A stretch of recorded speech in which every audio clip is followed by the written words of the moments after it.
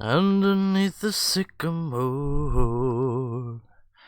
Underneath the sycamore. So welcome back to the channel, lads and lady. Here we are at Pathfinder Kingmaker.gamepedia.com/feats for a quick look at some feats, and then we'll get back to some gameplay if Tank Baby gives us the opportunity. I've currently let her have the run of the kitchen, which is reasonably well baby-proofed, and the floor is easier to clean. So if she explodes the place, just don't tell mommy. She was only in there for like 5 minutes, I swear. Okay, so while she's exploring the kitchen, let's look at some feats.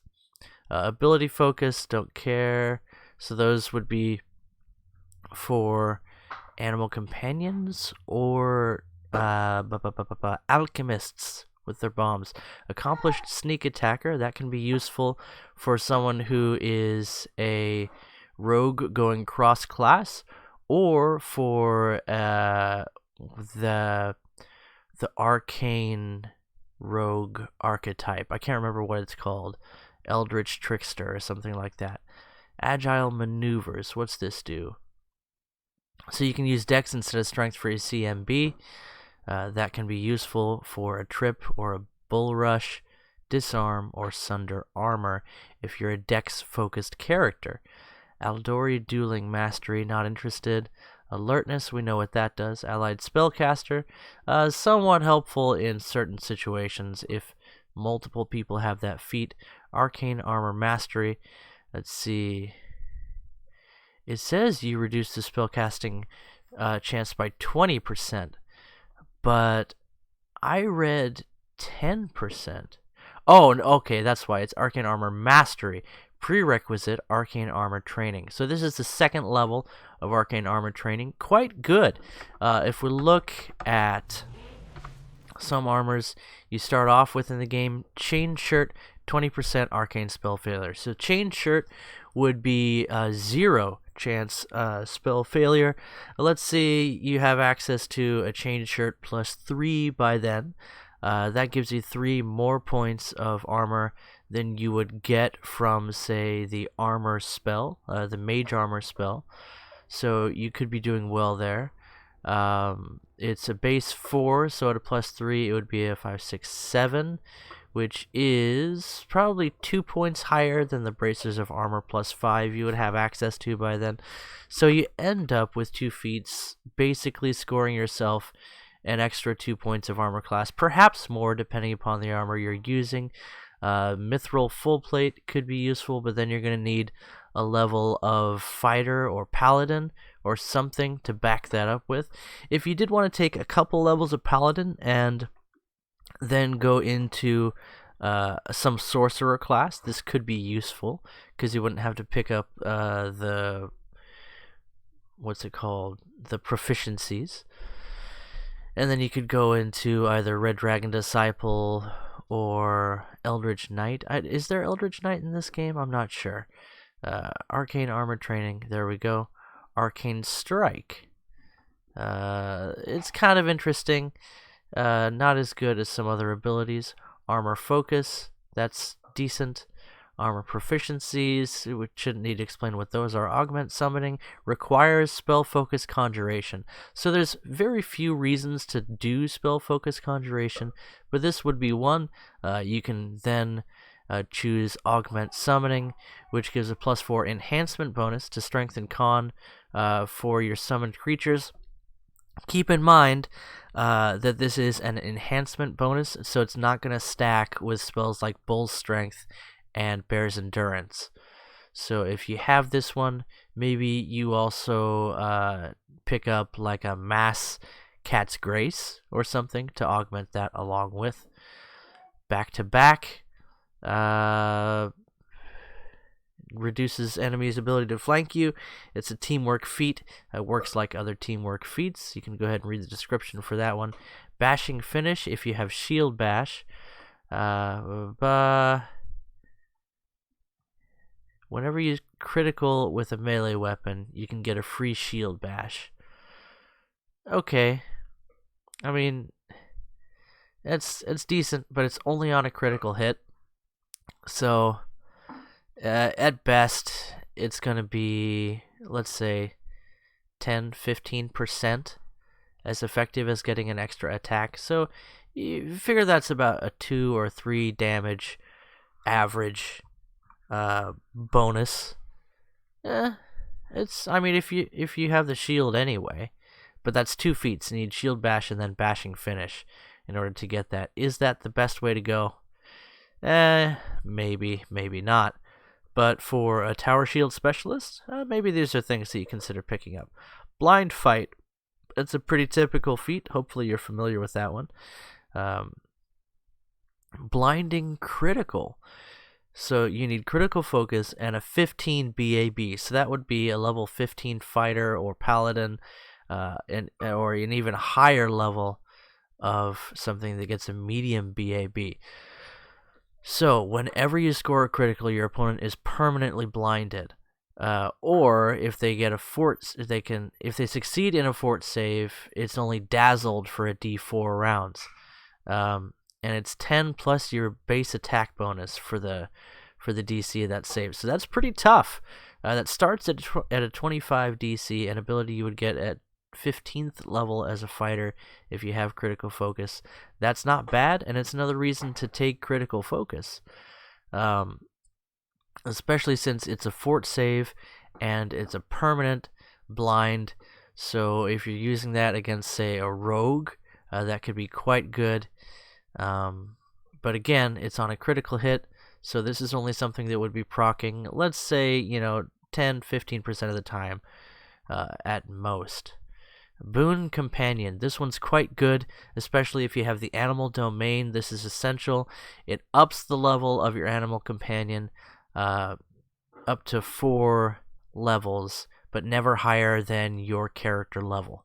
Does that make sense? It should. Moving on. Basically, this helps your animal companion catch up in power to, say, a druid's animal companion. Or if you are a druid and you want to pick up a couple levels of monk, which is quite good for your defensive abilities, giving you evasion and monk armor class bonus for your wisdom score. That can be quite good to keep your animal companion up to speed. Bull Rush, you push someone through spaces with a successful combat maneuver check. Cautious Fighter for halflings. They get an additional dodge bonus to AC when fighting defensively of 2. So that's a 10% better armor class, basically. Because every 1 point of armor class essentially reduces the enemy's chance to hit you by 5%. So Cautious Fighter, quite good, and that can be a reason to play as a halfling. But you look at this, you spend a feat to get 2 bonus to AC when fighting defensively, so that's situational. Whereas an Aasimar at level 10 can get wings, which give a +3 dodge AC against everything. So you sort of balance those things. But for playing a halfling, that could be cool, especially if you want to be, say, a halfling paladin frontline tank. That's actually doable. What an interesting idea. Cleave. Hopefully this needs no introduction. Works a little bit different in Pathfinder. You can read the description on that one. Basically, you get an extra attack against an adjacent enemy to the one that you hit every round by taking a -2 to your armor class. Cleaving Finish, same deal as the traditional cleave, only now you have to get through power attack, the Pathfinder version of cleave, and then select Cleaving Finish. Still very worth taking. Clustered Shots assists you against enemies who have damage reduction. Combat Casting, as typical D&D. Combat Expertise requires a 13 intelligence, and you can take a penalty to your attack rolls to gain a dodge bonus to your armor class. And it continues to scale as you gain levels. You have to be attacking with your weapon to gain the benefits of that. But it says a +4 dodge bonus to armor class, so that's against everything. Combat Expertise, Intelligence 13. That's another reason to put some points into Intelligence as a fighter, especially as, say, a Tower Shield Specialist, because again, this will stack with your other bonuses. Dodge bonus to AC always stacks with itself and everything else. Combat Mobility. requiring Dex 13 and dodge. Gives you +4 dodge if you're moving through a threatened space and someone gets an attack of opportunity on you. Not the best feat, but required for some other decent feats. Combat reflexes increases the number of attacks of opportunity you can use per round up to your dexterity bonus. Coordinated defense gives you a little bit combat maneuver defense when you're standing next to somebody who also has the feat. That's another teamwork feat. Coordinated maneuvers, same deal except with combat maneuver checks. So when you're trying to use a CM. Cornagon Smash. This is an interesting feat, and it actually works really well for, say, a paladin or a barbarian who's put points into persuasion. You need persuasion 6 and power attack, but both of these are reasonable things for you to have anyway. And when you damage an opponent with a power attack, you may make an immediate persuasion intimidate check as a free action to attempt to demoralize your opponent. This also works very well for a thug, which is one of the rogue archetypes. And because a thug gets the ability to basically gut punch, and I've talked about that in some other videos. Crane Riposte. This is part of the Crane Wing style and needed a Monk 7 or a BAB of 8. So Monk level 7 or BAB 8. Again, this is something that's useful for a Druid Monk frontline tank, as I have in my main campaign, and it improves your defensive fighting, and you can get a little bit more benefit out of your Crane Wing style with an occasional attack of opportunity, although it's rare that you get that attack of opportunity. The main thing is you only take a -1 for fighting defensively. That's quite good. And again, if you want to mix that with the Halfling and get another 2 points of AC, why not? Crane style, you need dodge, improved unarmed strike, and Monk 1 or BAB 2. So this is something you can get at first level as a level 1 monk. If you are human with that bonus feat, you can take dodge and Crane style. And again, that improves your defensive fighting. Crane Wing for Monk 5. It's already been talked about a bit. You get a +4 to your dodge against melee attacks, but if an attack misses you by 4 or less, in other words, if you're actually using that extra 4 AC, you lose the dodge bonus until the beginning of your next turn. So it's basically almost like a deflect arrows, only it's for melee attacks, and it gives you a 20% chance to dodge improvement, basically. Crane Wing, have we talked about that one? So if you're fighting with a hand free, you get a +4 to dodge. Yeah, we already talked about that one. Critical Focus. This is pretty typical. Not all that useful. A +4 to confirm critical hits. But again, it leads into some better critical feats later on. Critical Mastery. Fighter 14 who has Critical Focus. When you score a critical hit, you can apply 2 critical feats in addition to the damage dealt. So this is just another one of those ones that can turn your critical hits into devastating strikes. And for a high-level fighter, these things really end up being important. So be sure to put feats into Critical Focus and then the critical strike skills if you plan on going high-level fighter. That's my personal advice. Improved unarmed strike, stunning fist, crushing blow. You can reduce the target's AC by your wisdom modifier for a minute. So most battles don't last longer than a minute, and this is a really good ability. It takes a full round action. You have to use a stunning fist and succeed, but that serious amount of AC reduction can be really good for the whole team, especially for things that are immune to paralysis, such as undead and a lot of the bosses that you'll be fighting. A dazzling display, yeah, I'm not really interested in that one. It basically just increases the range of your demoralize ability, and in my opinion, it's a waste of a feat, especially once you get to higher levels and your demoralize already has a large area of effect, but I could be wrong. Maybe it's a good way to start a fight. Deadly aim, especially against multiple enemies. Deadly aim. You need a Dex 13 and a BAB of 1, so this is something you can take right away, and it's pretty important. It's basically power attack for bows. Deceitful. Pretty typical. You can see what that is. Defensive combat training. You treat your total level as your base attack bonus when calculating your combat maneuver defense. No prerequisite for this one, so if you plan on using things like Trip, Sunder Armor, Bull Rush, then this would be something you might want to pick up if you're not playing something that gets a high BAB. Deflect arrows. Hopefully you guys know what that one does. You get to karate chop an arrow instead of taking one to the neck once per round. Deft hands. Pretty simple one. You can read the description there. Die hard. Requires endurance. And it's meh. It's kind of one of those things you don't want to ever need because you're dying if you're doing that. But notice that it says fall unconscious here instead of die. So that's a thing.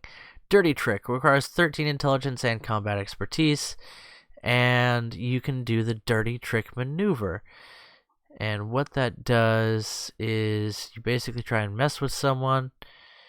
You can either blind, entangle, or sicken the target. So blind is probably the best because it reduces their AC and their chance to hit, and also their awareness of the combat. And it lasts for 1 round. Plus 1 for every 5 points by which you exceeded their combat maneuver defense. So you get that buffed up a little bit.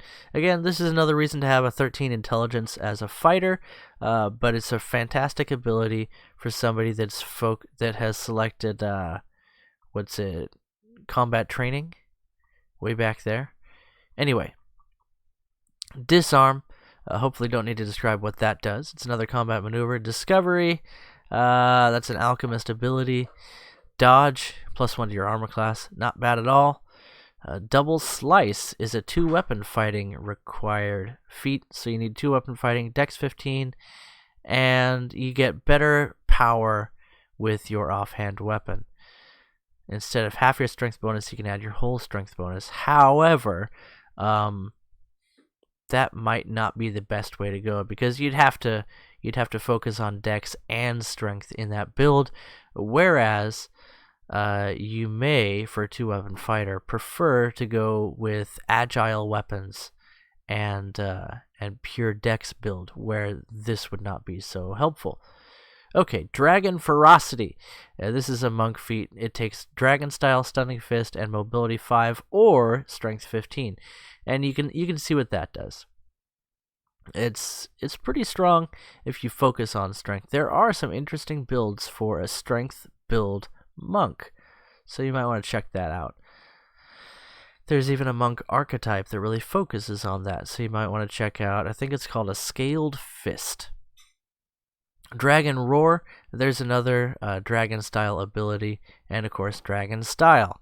There it is. Not a bad fighting style at all, especially for dealing damage. Dreadful Carnage. If you have Power Attack, Dazzling Display, and a Strength 15 and a BAB 11, so most of those pretty easy. Power Attack you should have as a fighter. This is a good fighter feat. Dazzling Display, meh, but here's what it gives you. When you kill an enemy, it demoralizes nearby foes. So, when you knock somebody down, you get a free Persuasion Intimidate check to demoralize all enemies within 30 feet as a free action.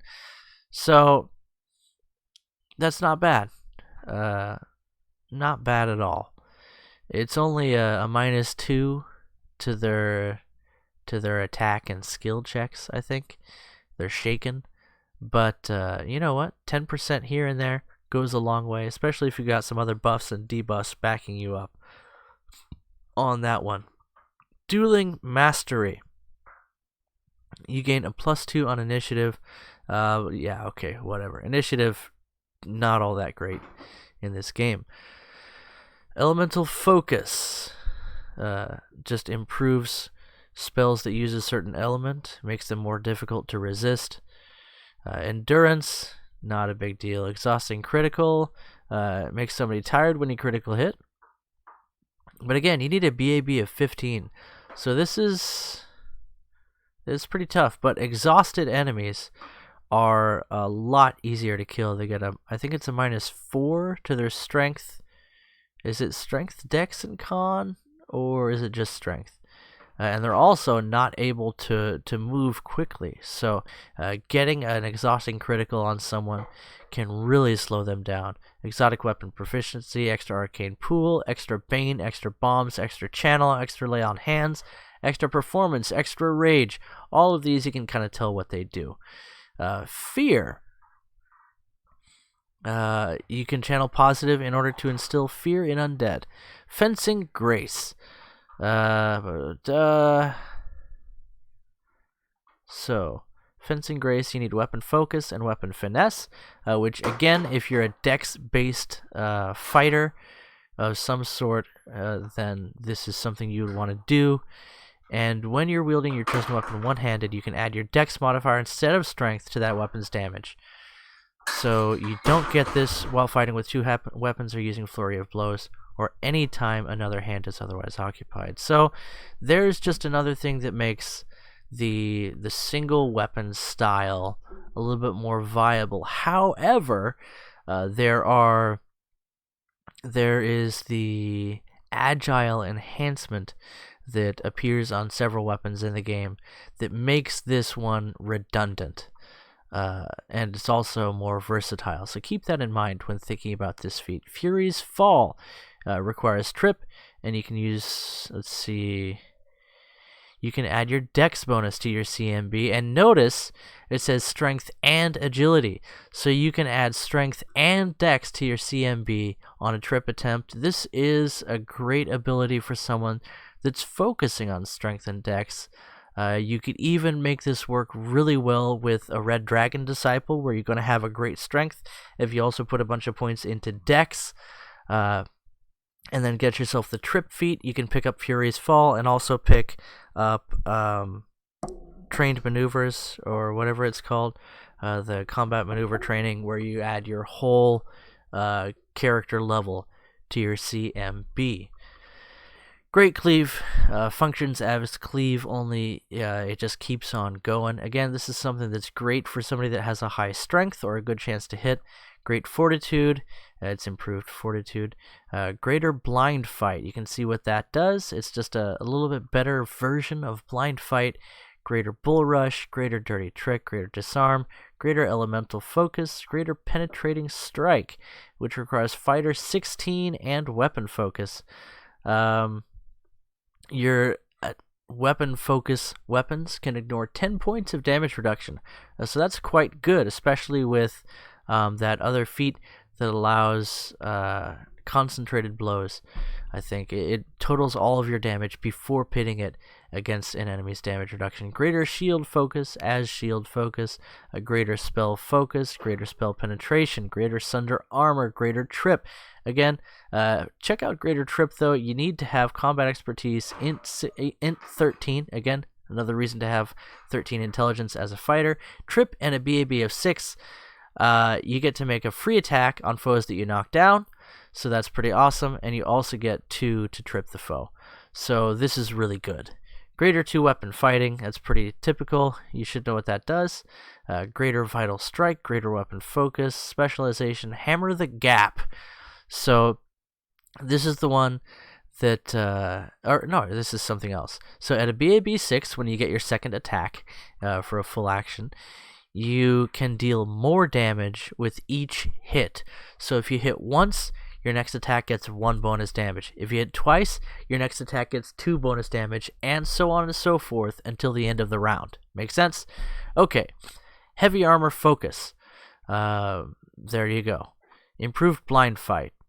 Improved cleaving finish. Improved critical. Doubles your critical range with the weapon. Does not stack with anything else that improves critical. So if you take this feat, just keep that in mind. Improved great fortitude. Improved initiative. Improved iron will. Improved lightning reflexes. Improved precise shot. So it's as precise shot, but you can ignore everything except for total concealment and cover.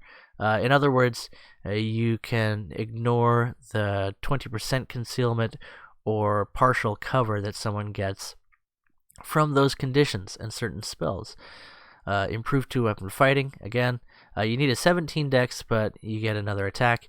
Improved unarmed strike, improved vital strike, intimidating prowess. You can add your strength modifier to persuasion intimidate checks. Great for a barbarian or somebody that's using those intimidating feats, those intimidation combat feats we've talked about already. Also good for the story for those intimidation checks. As a Red Dragon Disciple, my main character can make great use of this feat to have absolutely redonkulous bonuses to his intimidation. Iron Will, Light Armor Focus, Lightning Reflexes, Lingering Performance, just makes your performance last longer. Many Shot, really good ability, check that out. It's basically free. So it's free extra damage if you have Rapid Shot and a BAB of 6. Good for rangers, good for ranged focus characters of all stripes. Martial Weapons Proficiency, Medium Armor Focus, Meta Magic, Empower Spell, Extend Spell, Heighten Spell, and Maximize Spell. So Empower multiplies all variable numbers by 50%. So a fireball that would do 10d6 instead does 15d6, but it increases the spell level by 2. So keep that in mind. You can buy rods of meta magic, so keep that in mind. Extend spell adds +1 to the spell level and makes it last twice as long. Good for things like summoning, where they normally last 1 round per level. Making them last just a bit longer can save you on casts, but again, it increases the level of the spell. So, do you really want that, or would you rather cast a higher level summoning spell? Up to you. Heighten spell. This is a way of being able to fill in those less useful levels of spellcaster with some spell that you've just fallen in love with. If you want to cast a level 4 fireball, just use Heightened Spell. And it doesn't improve the other stats of the spell, but it allows you to fill up those higher spell slots with that Heightened Spell. Having said that, I'm not sure. Meta magic was not working for sorcerers earlier for their spontaneous spellcasting. That may have been fixed with the several patches that have come in since then, but I'm not sure. What else? Also, let me check comments real fast. Actually, you know what? Let's just keep going. If you guys have commented on this, because it is a live video, I apologize. I haven't, I just don't have anything monitoring that right now. Okay, what's next? Maximize spell. It takes all of your variables and makes them to the max. So a fireball that would normally do 10d6 is going to deal exactly 60 damage to everyone who fails their saving throw. And it gives a +3 level increase. And again, there are rods of meta magic for this, so before taking this feat, consider that those things exist and they're quite a good deal. So keep that in mind. Quicken spell makes the spell a swift action, so you can basically cast an extra spell, and it does add a +4 level increase. Excuse me. Reach spell increases the range of the spell +1 level. Missile shield. Your shield is better against missiles, as though you have the deflect arrows feat. Natural spell allows you to cast spells while you are shape-shifted. Very useful for a druid. Again, I have a druid frontline fighter at level 14 who makes great use of this feat. This is essential for someone that is going to actually use the wild shape or elemental form abilities, which I highly recommend you do if you're a druid. Outflank, you need a BAB 4. You can see what that does. Improves your flanking with someone who also has the feat. Quite good. Penetrating strike. Fighter 12 with weapon focus. you can ignore 5 points of damage reduction. So it's like that other one, only not quite so strong. Persuasive, bonus to persuasion and perception. Piranha Strike, it's power attack using dexterity. You need Dex 13 and Weapon Finesse. Point Blank Mastery. Let's see. Yeah. Point Blank Mastery. You don't provoke attack of opportunity when using the weapon you apply Point Blank Mastery to. A Point Blank Shot, you should know what that does. And it's absolutely essential for someone that's going to focus on using ranged weapons. Power Attack, you guys ought to know what that does. Trade some attack score for damage, and it scales as you continue to gain BAB. Precise Shot requires Point Blank Shot, and you don't get the -4 penalty when you're firing into a melee. So if someone's fighting someone in melee, you get a 20% lower chance to hit on a ranged attack unless you have Precise Shot. This is something that, again, essential for someone that's going to use bows consistently. Precise Striker. You need a Dex 13 and a BAB of 1. And when you're flanking the same one, you get an additional d6 of precision damage with each melee attack. That's pretty cool. Pretty cool. Pummeling Bully. You need the pummeling style. And there you go. You get a free trip when you're pummeling somebody. That's really good. Really good. Pummeling Charge. You can see what that does. Pummeling Style. That's a monk style. Requires improved unarmed strike, flurry of blows, or a BAB of 6. Rapid Shot, you can see what that does. You get an extra attack, taking a -2 penalty on all of your ranged attacks. It's quite a good ability, absolutely essential for, you heard me, a ranged combat character. And you're thinking, why would I choose ranged combat when melee combat can deal so much more damage? While that can be true, focusing your damage on ranged attacks can allow you to be more versatile, especially since you can do things like fill enemy casters with arrows before they get a chance to use their really powerful abilities, unless they're scripted in. I'm looking at you,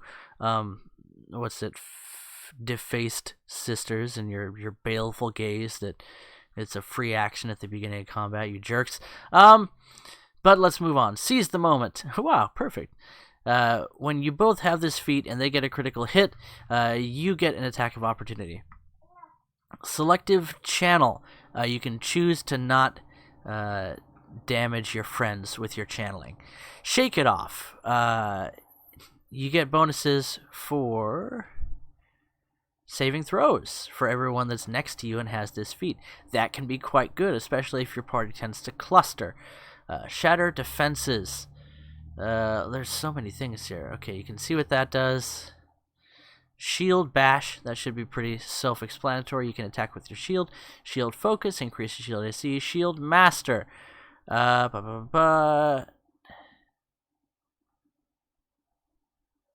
Okay. So it's just better if you want to actually use a shield as a secondary weapon. Shield Proficiency. Shield Wall. That one should be pretty self-explanatory. You can read the description there. Shielded Caster. Again, pretty simple.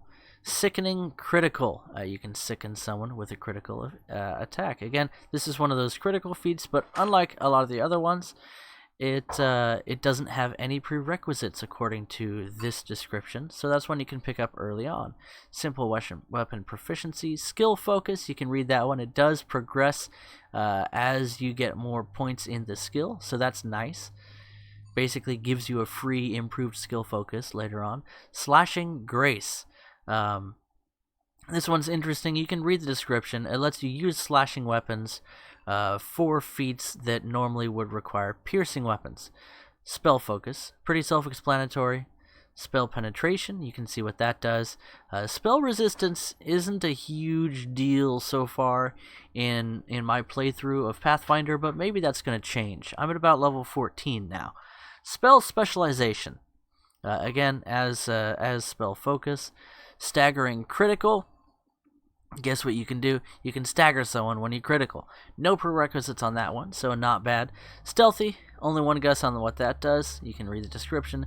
Steel Soul increases your magic resistance. So that's kind of cool. Stunning Fist requires improved unarmed strike. That's a monk feat.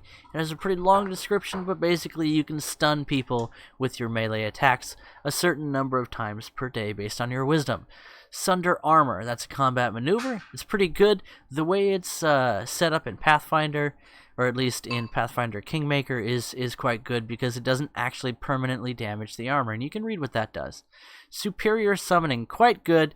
Anytime you can summon a D something of monsters, like a D3 rats or a D4 dire bears, whatever. Dire bears? That would be interesting.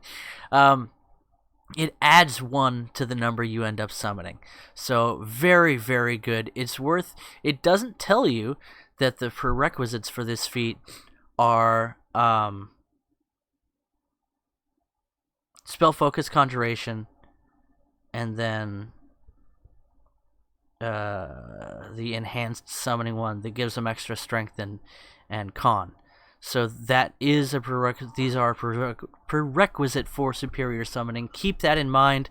It's not listed on here, but that is the case. Tandem Trip. You can teamwork to trip people. Throw anything. Pretty useless. +1 to hit on thrown weapons, or on thrown splash weapons specifically. So it's a good one for an alchemist to have, and they get it for free at first level. Other than that, it's pretty useless. Tiring Critical. One guess what that does. Toughness. You get extra hit points starting with +3 at first level, and then it ends up being +1 per level. Total. Not 3 +1 per level. Okay, Tower Shield Proficiency. You don't get to guess what that does. Trip. We've talked about that. 2-weapon fighting. It has sort of a complex description, but it's no different than traditional D&D 2-weapon fighting, so hopefully you're familiar with that. You can read the description here if you're not. Vital Strike requires a BAB of 6, and you can, instead of taking your second attack, you can do a single attack that does twice as much damage. But there are some limitations, as you can see. Volley Fire.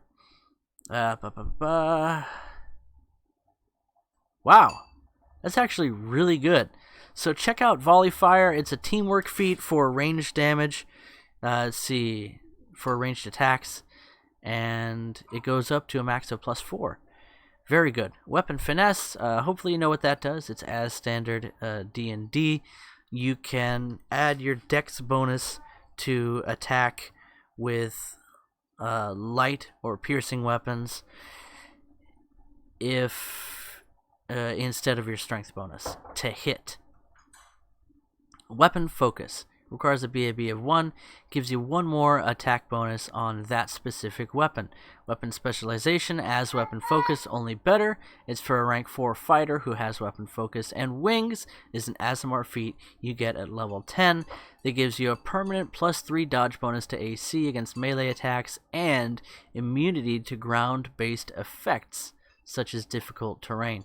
Now, that's not going to make you immune to things like web, but if there's like sharp rocks on the ground, or if there's any of a number of spells, and there's quite a number of spells that create difficult terrain, this can be useful for you.